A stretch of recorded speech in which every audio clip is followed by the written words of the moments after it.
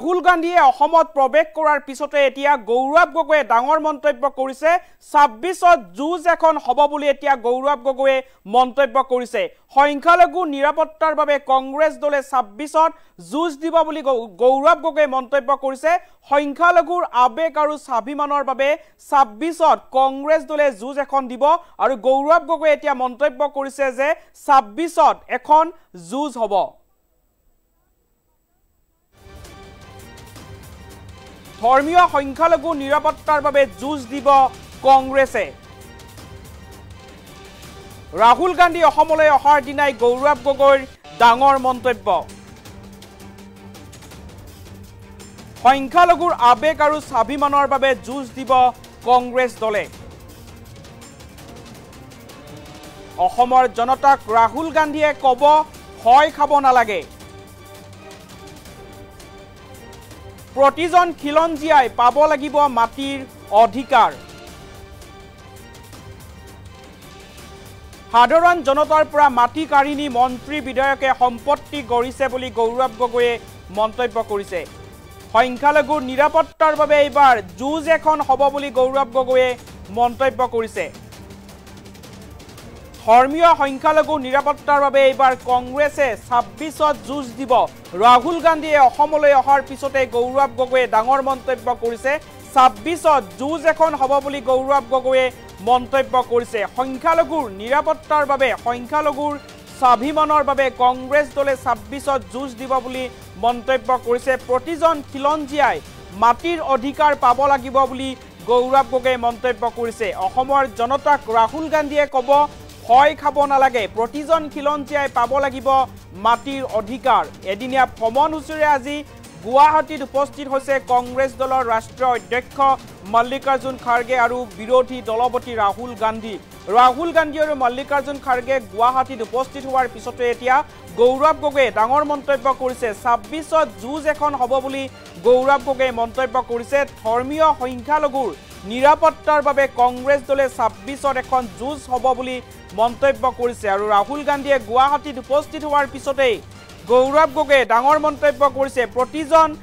খিলঞ্জীয়াই ভূমিৰ অধিকাৰ পাব লাগিব বুলি গৌৰৱ গগৈয়ে মন্তব্য কৰিছে সংখ্যালঘুৰ আবেগ আৰু স্বাভিমানৰ বাবে কংগ্ৰেছ দলে যুঁজ দিব বুলি গৌৰৱ গগৈয়ে মন্তব্য কৰিছে জনাইছো এটা গুৰুত্বপূৰ্ণ খবৰ অসম কংগ্ৰেছৰ সভাপতি গৌৰৱ গগৈয়ে ৰাহুল গান্ধী অসমত উপস্থিত হোৱাৰ পিছতে এটা ডাঙৰ মন্তব্য কৰিছে প্ৰতিজন খিলঞ্জীয়াই মাটিৰ অধিকাৰ পাব লাগিব বুলি গৌৰৱ গগৈয়ে মন্তব্য কৰিছে সংখ্যালঘুৰ আবেগ আৰু স্বাভিমানৰ বাবে যুঁজ দিব বুলি কংগ্ৰেছ দলে মন্তব্য কৰিছে তাৰ লগতে সংখ্যালঘুৰ নিৰাপত্তাৰ বাবে ২৬ত যুঁজ এখন হ'ব বুলি কংগ্ৰেছ সভাপতি তথা সাংসদ গৌৰৱ গগৈয়ে মন্তব্য কৰিছে ধৰ্মীয় সংখ্যালঘুৰ নিৰাপত্তাৰ বাবে কংগ্ৰেছ দলে যুঁজ দিব আৰু ৰাহুল গান্ধী অসমলৈ অহাৰ দিনাই গৌৰৱ গগৈয়ে এতিয়া ডাঙৰ মন্তব্য কৰিছে আৰু গৌৰৱ গগৈৰ মন্তব্য আছে মন্তব্য আগবঢ়াইছো কংগ্ৰেছ দল কাৰ বাবে যুঁজিব আমি অসমীয়া জনসাধাৰণৰ বাবে যুঁজিম আমি আমাৰ খিলঞ্জীয়া মানুহৰ মাটি পট্টাৰ বাবে যুঁজিম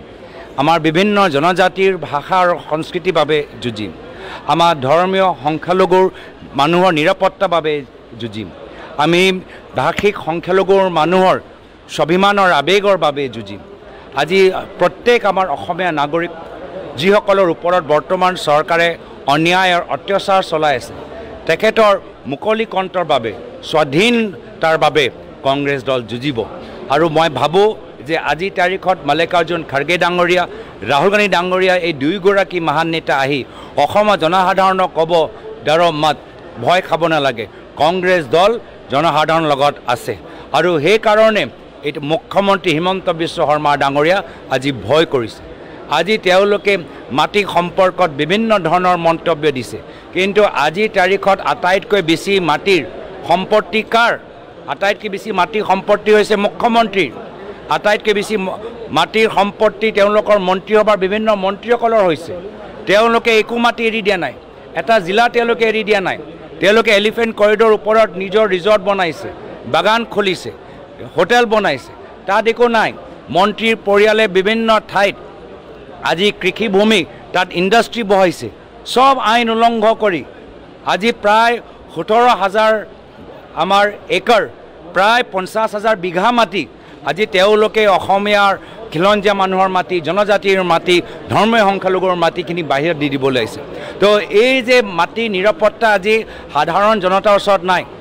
মাটি পট্টা মাটি অধিকাৰ উজনি হওক নামনি হওক ব্ৰহ্মপুত্ৰ হওক বৰাক হওক বা গুৱাহাটী পাহাৰত হওক বসবাস কৰা মানুহসকলৰ মাটি ভূমি পট্টা নাই কিন্তু আটাইতকৈ মাটি যদি দখল কৰিছে সেয়া হৈছে চিফ মিনিষ্টাৰ মুখ্যমন্ত্ৰী আৰু তেওঁলোকৰ ঘনিষ্ঠ মন্ত্ৰীসকলৰ আৰু সেইকাৰণে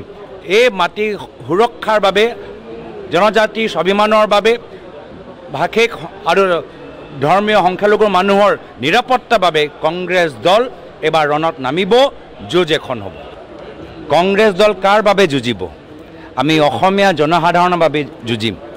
আমি আমাৰ খিলঞ্জীয়া মানুহৰ মাটি পট্টাৰ বাবে যুঁজিম আমাৰ বিভিন্ন জনজাতিৰ ভাষা আৰু সংস্কৃতিৰ বাবে যুঁজিম আমাৰ ধৰ্মীয় সংখ্যালঘুৰ মানুহৰ নিৰাপত্তাৰ বাবে যুঁজিম আমি ভাষিক সংখ্যালঘুৰ মানুহৰ স্বাভিমানৰ আৱেগৰ বাবে যুঁজিম আজি প্ৰত্যেক আমাৰ অসমীয়া নাগৰিক যিসকলৰ ওপৰত বৰ্তমান চৰকাৰে অন্যায় আৰু অত্যাচাৰ চলাই আছে তেখেতৰ মুকলি কণ্ঠৰ বাবে স্বাধীনতাৰ বাবে কংগ্ৰেছ দল যুঁজিব আৰু মই ভাবোঁ যে আজি তাৰিখত মাল্লিকাৰ্জুন খাৰ্গে ডাঙৰীয়া ৰাহুল গান্ধী ডাঙৰীয়া এই দুয়োগৰাকী মহান নেতা আহি অসমৰ জনসাধাৰণক ক'ব ডৰ মত ভয় খাব নালাগে কংগ্ৰেছ দল জনসাধাৰণৰ লগত আছে আৰু সেইকাৰণে এইটো কংগ্ৰেছ দল কাৰ বাবে যুঁজিব আমি অসমীয়া জনসাধাৰণৰ বাবে যুঁজিম আমি আমাৰ খিলঞ্জীয়া মানুহৰ মাটি পট্টাৰ বাবে যুঁজিম আমাৰ বিভিন্ন জনজাতিৰ ভাষা আৰু সংস্কৃতিৰ বাবে যুঁজিম আমাৰ ধৰ্মীয় সংখ্যালঘুৰ মানুহৰ নিৰাপত্তাৰ বাবে যুঁজিম আমি ভাষিক সংখ্যালঘুৰ মানুহৰ স্বাভিমানৰ আৱেগৰ বাবে যুঁজিম আজি প্ৰত্যেক আমাৰ অসমীয়া নাগৰিক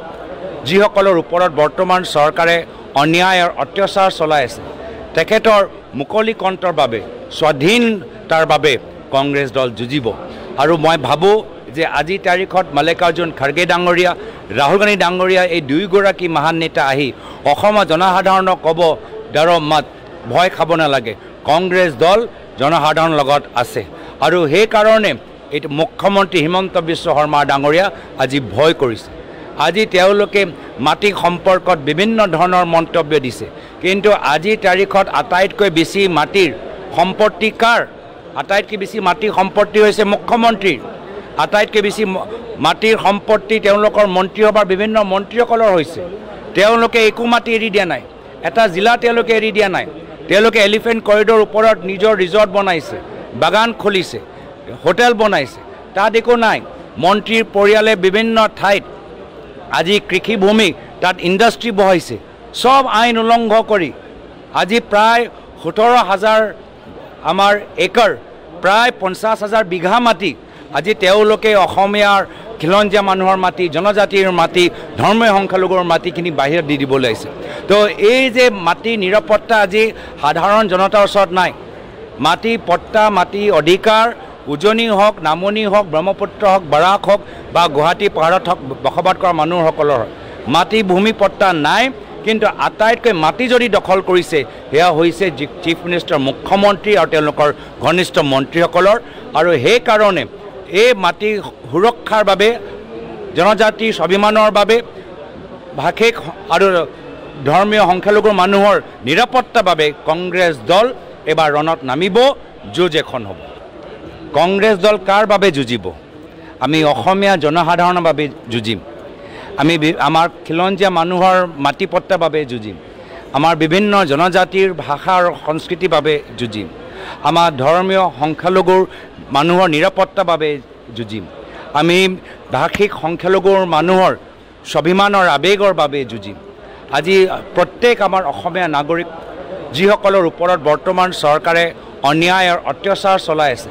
তেখেতৰ মুকলি কণ্ঠৰ বাবে স্বাধীনতাৰ বাবে কংগ্ৰেছ দল যুঁজিব আৰু মই ভাবোঁ যে আজি তাৰিখত মাল্লিকাৰ্জুন খাৰ্গে ডাঙৰীয়া ৰাহুল গান্ধী ডাঙৰীয়া এই দুয়োগৰাকী মহান নেতা আহি অসমৰ জনসাধাৰণক ক'ব ডৰ মত ভয় খাব নালাগে কংগ্ৰেছ দল জনসাধাৰণ